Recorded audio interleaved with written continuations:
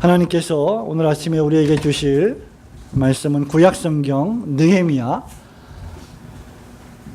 2장 17절로 20절 말씀입니다. 구약 728페이지 느헤미야서 2장 17절로 20절 말씀, 제가 여러분을 위하여 하나님 말씀 봉독합니다. 후에 저희에게 이르기를 우리의 당한 곤경은 너희도 목도하는 바라.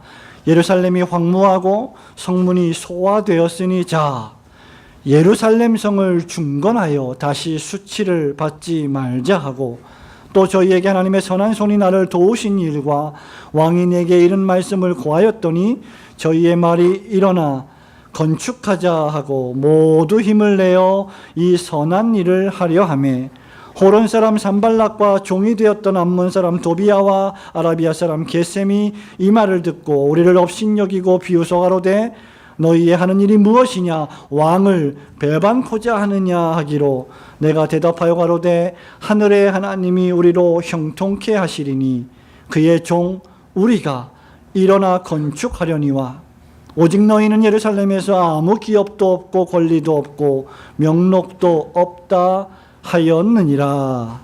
아멘. 하나님께서 이 말씀을 통하여 우리에게 크신 은혜를 베푸시기를 소원합니다. 나라를 구한 민초들의 이야기, 대립군이라고 하는 요즘 상영하고 있는 영화를 보면, 임진왜란 당시에 조선의 왕이었던 선조 임금이 나라를 버리고 명나라로 피신을 갑니다. 가면서 왕이 도망치는 것이 백성들에게 보기 좋지 못해서 대신 왕을 세우는데 자기 아들 광해군을 조선의 왕으로 임명합니다. 광해군은 대립군이라는, 즉 여기서 대립군이라고 하는 군인들은 대립하여 싸우는 군인이 아니라 양반들이나 또는 정치관료, 고위관료들을 대신해서 전쟁에 나가서 싸우는 용병들을 가리키는데, 이러한 대립군이라는, 즉 대신 나라를 위해서 목숨을 걸고 싸우는 민초들의 호의를 받으면서 조선을 침략한 왜군을 피하여 도망치지만 결국 마지막 피신한 성에서 최후의 결전을 벌입니다. 성벽 안에는 왕으로 임명한 광해군이 있고 대신 싸우는 용병들인 대립군이 있습니다. 그리고 전국 각지에서 나라를 구하기 위해 달려온 의병들이 성 안으로 들어옵니다. 그런데 성 밖에는 수백 수천의 왜군들이 진을 치고 이 조선의 왕을 잡아서 죽이려고 하고 있습니다. 결국 대립군이라는 용병 군인들의 희생으로 광해군은 무사히 목숨을 건지고 나라를 계속해서 지켜나가는 스토리가 이 영화의 스토리입니다. 여기서 이 광해군과 대립군이 피신해 있었던 성, 저는 이 영화를 살펴보면서 이 성과 성벽이 얼마나 중요한가를 다시 한번 생각하게 되었습니다. 적군과 아군을 구별해 주는 것이 바로 성이요 성벽입니다. 적군과 아군을 구별해 주는 경계 역할을 하고 있습니다.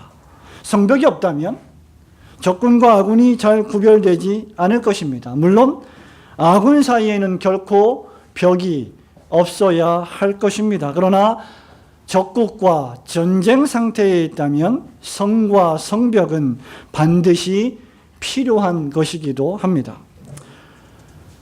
성벽 사방이 무너져 있다면 적군은 쉽게 성 안으로 치고 들어와서 아군을 공격할 것이고, 그렇게 되면 아군은 전멸하게 될지도 모릅니다.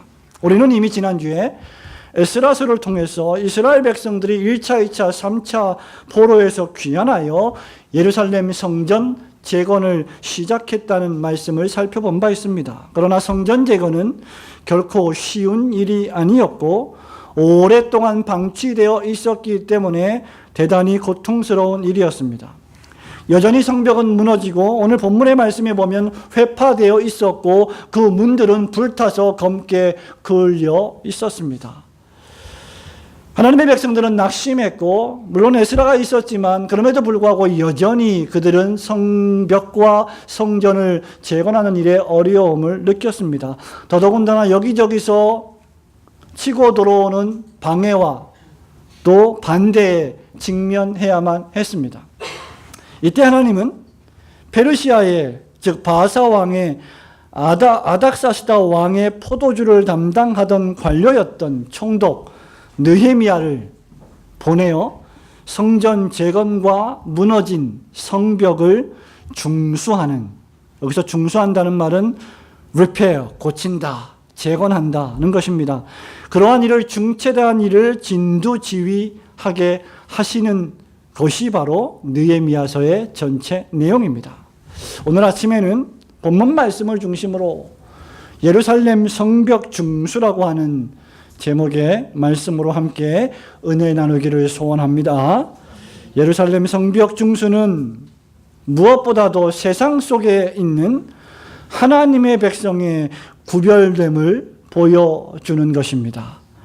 2장 17절 말씀을 함께 읽겠습니다. 후에 저희에게 시작. 후에 저희에게 이르기를 우리의 당한 군경은 너희도 목도하는 바라.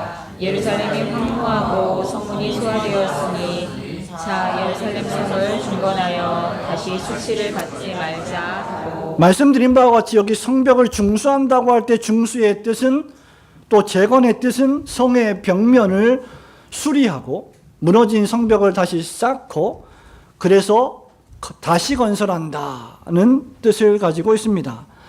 여러분이 느헤미야서를 잘 주의 깊게 읽었다면 3장 전체가 그 성벽과 그 벽에 난 문들을 다시 재건하는 일로 할애되고 있음을 살펴볼 수 있을 것입니다. 그리고 제일 마지막 절에 성벽 중수가 끝났다고 기록하고 있습니다. 느헤미야가 귀환할 당시에 에스라가 예루살렘에 돌아온 지 무려 13년이 지났습니다. 그러나 여전히 예루살렘 성전은 폐허 상태였습니다. 어디서부터 어디까지가 성전인지 어디에 성벽터가 있었는지 도무지 알 수 없을 정도로 성전은 불에 타서 검게 그을렸고 벽은 무너져 내려서 어디에서 하나님을 예배해야 할지도 모를 지경이었습니다. 그 사이에 아이들이 태어났고 하나님의 선택받은 백성들로서의 하나님의 자녀들은 세상의 자녀들과 섞여 살고 있었습니다. 바로 이때 하나님은 느헤미야를 보내셨고 성벽 중수를 명령하십니다. 이때 성벽 중수는 단순히 건물의 보수와 유지를 뜻하지만은 않습니다. 성벽을 중수한다는 것은 경계를 세운다는 것이며 하나님이 임재할 장소를 구별시킨다는 것을 뜻합니다.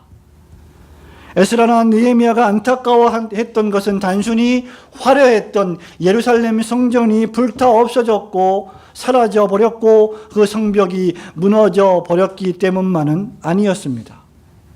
그것은 바로 그 성전이 상징하는 여호와의 임재, 여호와의 거룩하심, 여호와 하나님의 정결하심, 여호와 하나님의 위엄하심, 그 높으심, 그 하나님의 무한하신 영광이 사라진 것을 뜻했습니다. 그리고 그 결과 하나님의 백성과 세상 사람들의 경계가 사라진 것을 의미했습니다. 느헤미야는 이것을 이스라엘 백성들이 당한 곤경이라고 말합니다. 그리고 더 나아가서 이것이 수치스러운 일이다 라고 말합니다. 저와 여러분은 어떤 경우에 곤경이라는 말을 씁니까? 저와 여러분은 어떤 경우에 어려움이라는 단어를 사용합니까? 저와 여러분은 어떤 경우에 수치스럽다라는 말을 사용합니까?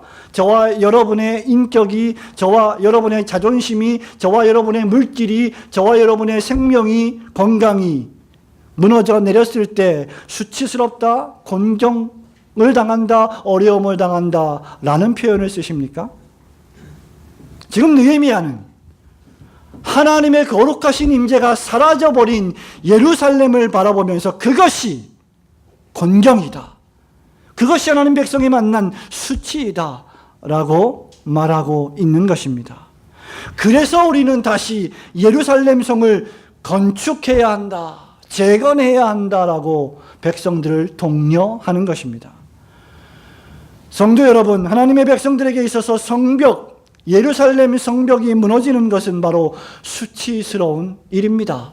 여러분, 개인적으로 수치스러운 일을 당하는 것보다 훨씬 더 수치스러운 일은 여호와 하나님의 영광이 임재하는 장소가 무너지는 것입니다. 이런 상황은 오늘날도 여전히 동일하게 적용되고 발생합니다. 오늘날 교회를 보십시오. 오늘날 저와 여러분이 살고 있는 세상을 보십시오. 오늘날 교회와 세상은 특별히 21세기에 그닥 구별되어 보이지 않습니다. 세상과 교회의 경계가 하나 둘씩 완전히 무너져 버린 듯해 보입니다. 교회 안에 너무나 많은 세속적인 문화들이 들어와 있습니다. 교회가 세상과 어울리기 시작했고 결국 교회는 세상과 달라 보이지 않게 되었습니다. 그러자 누가 신자이고 누가 신자가 아닌지, 누가 하나님을 경외하는 백성이고 누가 하나님을 모독하는 백성인지가 더 이상 구별되지 않게 되었다는 비참한 현실입니다. 교회당 안에 있으면 여전히 신자인 것 같은데 교회당 밖을 나가면 비신자와 다를 바가 없어졌습니다. 주일에는 예배도 드리고 기도도 하고 성경도 읽는 것을 보니 신자인 것 같은데 주중에는 완전히 비신자처럼 살아가는 사람들이 우리 주변에 얼마나 많이 있습니까? 그렇기 때문에 성벽 중수는 치명적으로 중대한 것입니다. 성도 여러분, 그러나 느헤미야가 말하고 있는 이 성벽 중수는 단순히 세상과 분립하거나 대립하거나 세상을 떠나는 분리주의자의 삶을 의미하지는 않습니다. 도리어 성벽 중수는 느헤미야 9장 또 5장 10장에 있는 말씀처럼 철저한 죄의 고백과 회개가 동반됩니다. 5장에 있는 대로 그것은 이웃을 사랑하는 구체적인 실천으로 나타납니다. 그럼에도 10장에 있는 말씀처럼 여호와의 율법을 지키고자 하는 열심을 통하여 구별되게 나타납니다. 여전히 예루살렘 성전은 이스라엘 세상의 한가운데 있습니다. 교회 역시 여전히 세상의 한가운데 있습니다. 그러나 예루살렘 성벽은 거룩한 성 예루살렘을 회파하려는 자들을 막아주지만 그 성벽에 붙어있는 문은 그 문 안으로 들어오려는 사람들, 그 성 안으로 기꺼이 믿음으로 말미암아 들어오려는 자들에게는 언제든지 열려있는 문입니다. 하나님의 말씀에 참된 선포, 세례와 성찬의 정당한 집례, 번징의 신실한 시행, 이런 것들이 오늘날 우리가 마음에 새겨야 할 참된 성벽 중수이며 참된 교회의 대표적인 표지입니다. 오늘날 교회가 이런 것들을 잃어버린다면 교회는 그저 사교단체가 되고 교인들은 그저 종교적인 활동가들로 전락하게 될 것입니다. 저와 여러분이 참된 성벽 중수를 통하여 이 세상 속에서 비신자들과 함께 살아가지만 그들과는 완전히 전적으로 구별된 하나님의 백성으로 살아가시는 성도들이 되시기를 주님의 이름으로 축원합니다. 예루살렘 성벽 중수 두 번째는 방해와 반대에도 불구하고 모든 하나님의 백성들이 함께 동참해야 될 사역입니다. 18절과 19절 말씀을 함께 읽습니다. 또 저희에게 시작. 또 저희에게 하나님의 선한 손이 나를 도우신 일과 왕이 내게 이른 말씀을 보하였더니 저희의 말이 일어나 건축하지 않고 모두 힘을 내어 이 선한 일을 하려하매 호론 사람 산발락과 종이 되었던 암몬 사람 도비아와 아라비아 사람 게셈이 이 말을 듣고 우리를 업신여기고 비웃어 가로되 너희의 하는 일이 무엇이냐 왕을 해방하자 하느냐 하기로. 아멘. 이미 우리는 에스라서를 통해서 하나님께서 고레스를 감동시켜서 포로로 잡혀 있는 이스라엘 백성들을 귀환시키려고 하는 역사를 살펴본 바 있습니다. 또 오늘 느헤미야서에서는 성벽 중수를 위하여 하나님은 페르시아의 아닥사스다 왕의 마음까지 움직였습니다. 결국 아닥사스다 왕은 느헤미야를 보내기로 했고, 보낼 때 성전 재건을 위한 여러 돈과 물질과 재료까지 풍성하게 구비해서 보내주었습니다. 여러분, 이것은 성전 재건과 성벽 중수가 철저한 하나님의 주권적인 섭리하에 벌어진 일이며 하나님의 목적과 뜻이 있는 사건이라는 사실을 우리에게 웅변적으로 보여줍니다. 느헤미야는 이것을 잘 알고 있었습니다.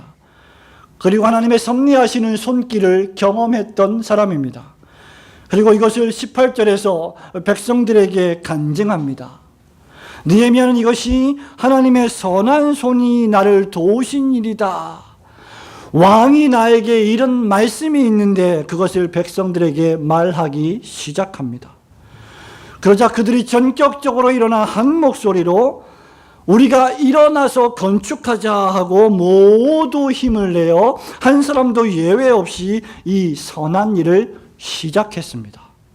그리고 그 시작된 선한 일이 3장 1절부터 마지막 절까지 모든 사람들이 다 참여한 성벽 중수의 사건입니다. 성도 여러분, 성벽 중수에는 결코 예외가 없습니다. 모든 백성들이 다 함께하는 것입니다. 3장 전체는 이 일에 참여한 지파와 족속들이 얼마나 많았는지를 웅변적으로 보여줍니다. 성전 재건은 그저 에스라나 느헤미야만의 일은 결코 아닌 것입니다. 성벽 중수의 일은 제사장과 백성과 학사 에스라와 총독 느헤미야와 상인과 장인과 모든 종류의 백성들이 다 함께 해야 될 하나님의 사명이었던 것입니다. 이것은 대표를 가지고 할 수 있는 일이 아닙니다. 우리 가정 중에 당신만 대표로 가서 성벽을 중수하세요 할 수 있는 일이 아닙니다. 우리 교회의 대표로 목사님과 장로님이 대표로 하십시오. 우리는 그냥 따라만 가겠습니다 라고 할 수 있는 일이 결코 아닙니다. 모든 신자들이 함께 건설해 가야 하며 함께 지어져 가야 할 하나님의 집의 일입니다. 성경 말씀의 선포를 가장 중대하게 여기며 목사와 장로에 의해 세례와 성찬이 정당하게 시행되고 성도들이 말씀으로 서로 권면하고 경책하며 일상의 권징을 시행해야 합니다.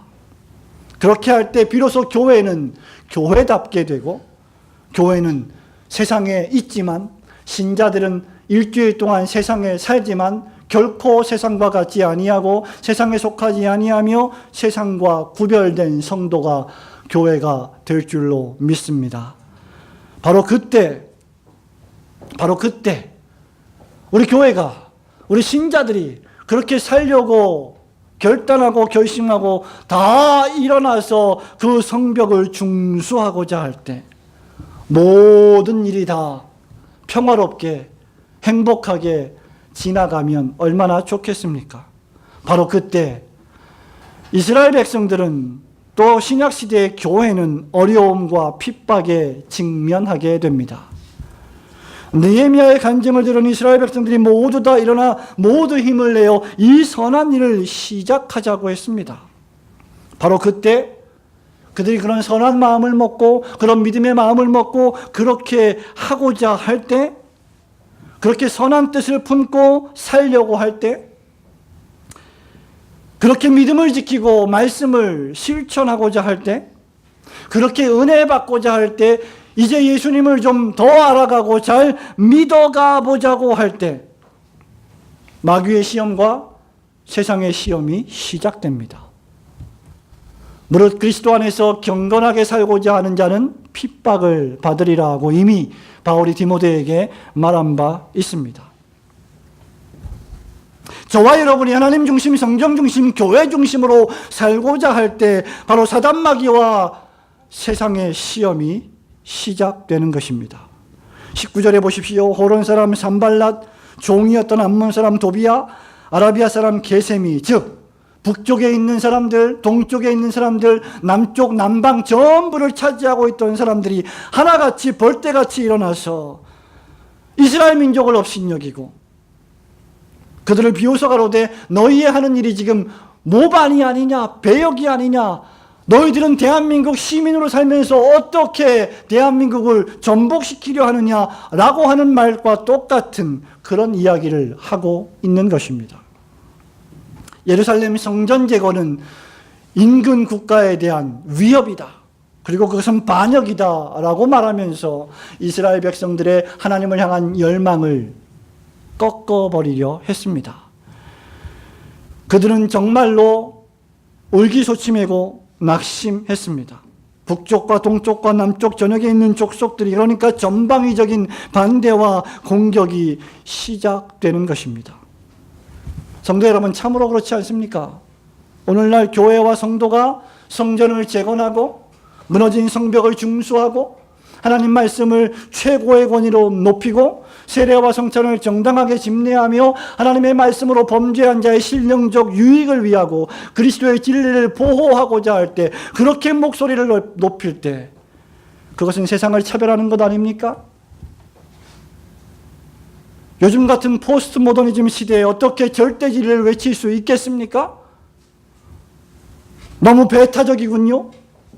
당신은 너무 맹목적이군요 라고 하면서 우리를 비난하는 사람들이 목소리를 높이지 않습니까? 세상은 만만찮은 반대와 핍박으로 응수하면서 교회에 압박을 가합니다. 우리 학생들이 학교에서 점심시간에 두 손을 모으고 점심을 먹기 전에 하나님, 일용할 양식을 주심을 감사합니다라고 진실되게 기도하기라도 하면 놀리고 왕따를 시키며 의기소침하게 만드는 시대가 아닙니까? 교회가 성경에 명시되고 적시된 동성애와 여성 목사 안수를 반대하면 시대에 뒤떨어졌다고 차별적이라고 공격하며 이 시대의 교회를 의기소침하게 만듭니다. 교회가 개혁주의 신학과 교리를 가르치며 뼈대 있는 신앙교육을 하려 하면 무슨 이단 사설을 가르치는 것 마냥 펄쩍 뛰며 교역자들을 의기소침하게 만듭니다. 제가 종종 부목사님들, 부교역자들, 전도사님들, 강도사님들을 만나서 이야기를 나누다 보면 교회에서 소요령 응답을 가르치고 웨스트민스터 신앙고백서를 중등부, 고등부, 주일학교 아이들에게 가르치려고 할 때 그 교회 담임 목사님이, 그 교회 당회가 얼마나 많이 반대하고 싫어하는지를 몸소 겪으면서 고통스러워하고 괴로워하는 가운데서도 계속해서 그 일을 할 수밖에 없는 상황에 처해 있는 이야기들을 종종 듣게 됩니다.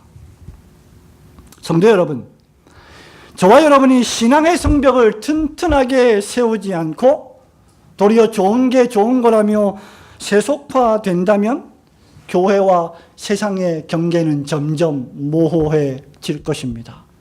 물론 우리는 지혜가 있어야 하고, 물론 우리는 겸손해야 하고, 물론 우리는 최선을 다하여 지혜롭게 이 모든 일들을 감당해야 합니다.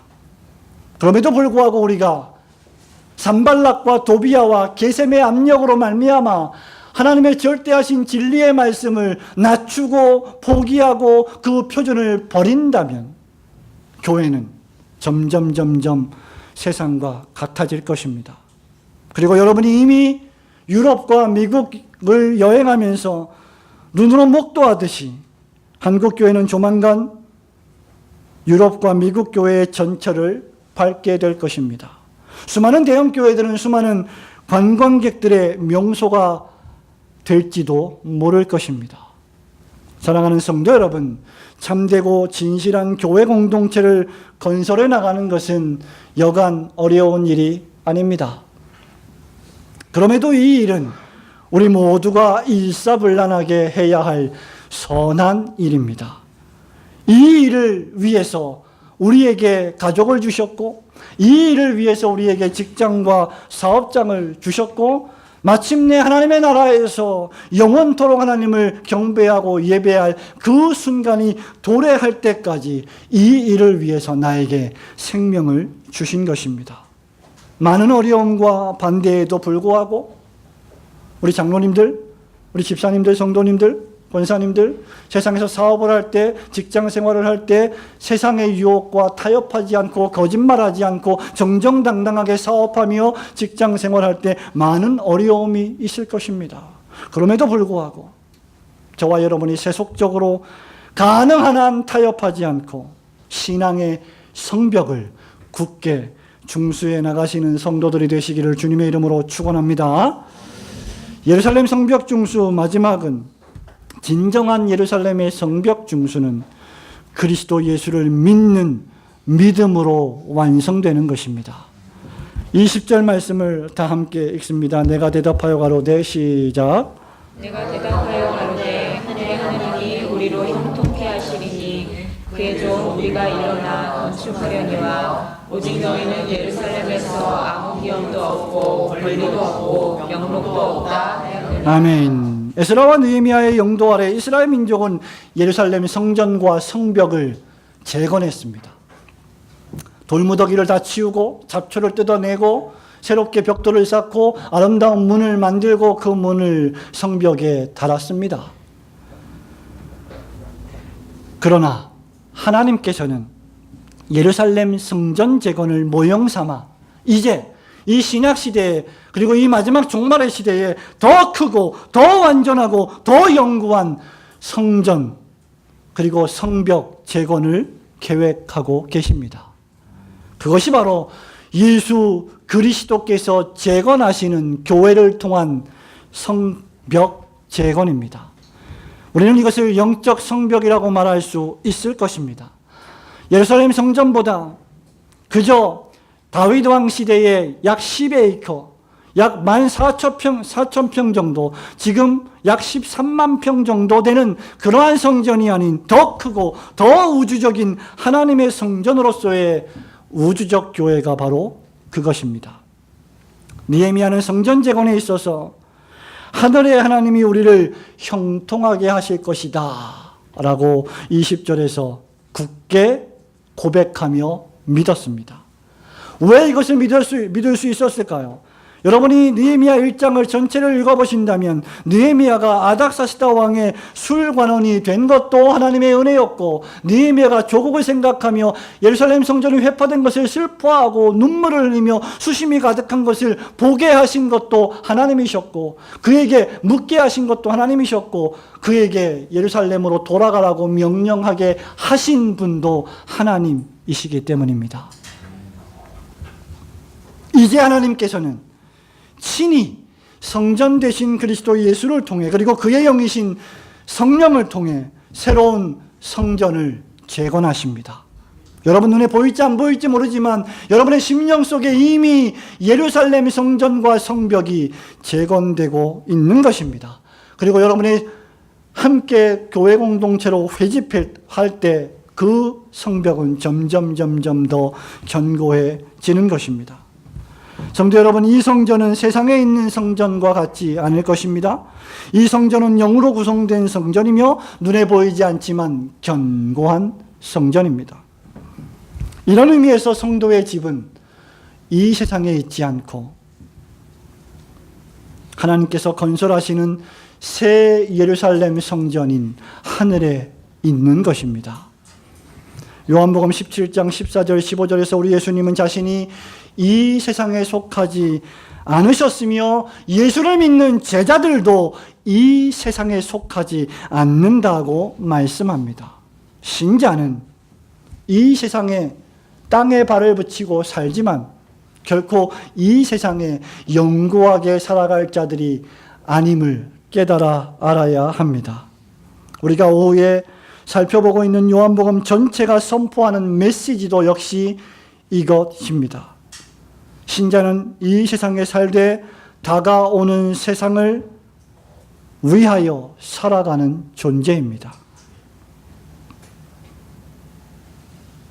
그리스도께서도 우리에게 알려주신 위의 것을 찾으라고 말씀하신 그 말씀도 이런 맥락의 말씀입니다. 성도 여러분, 그렇다고 해서 저와 여러분이 우리의 힘으로, 나의 힘으로 성전 재건과 성벽 중수를 할 수 있다고 교만해서는 결코 안 될 것입니다.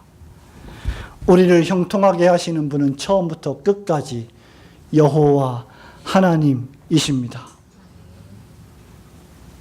그리고 하나님은 그 일을 그리스도 예수 안에서 하십니다.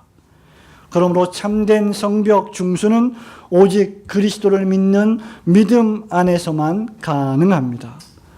그리스도 예수께서 구원과 행위에 있어서 날 대신하여 모든 일을 다 성취하셨기 때문입니다.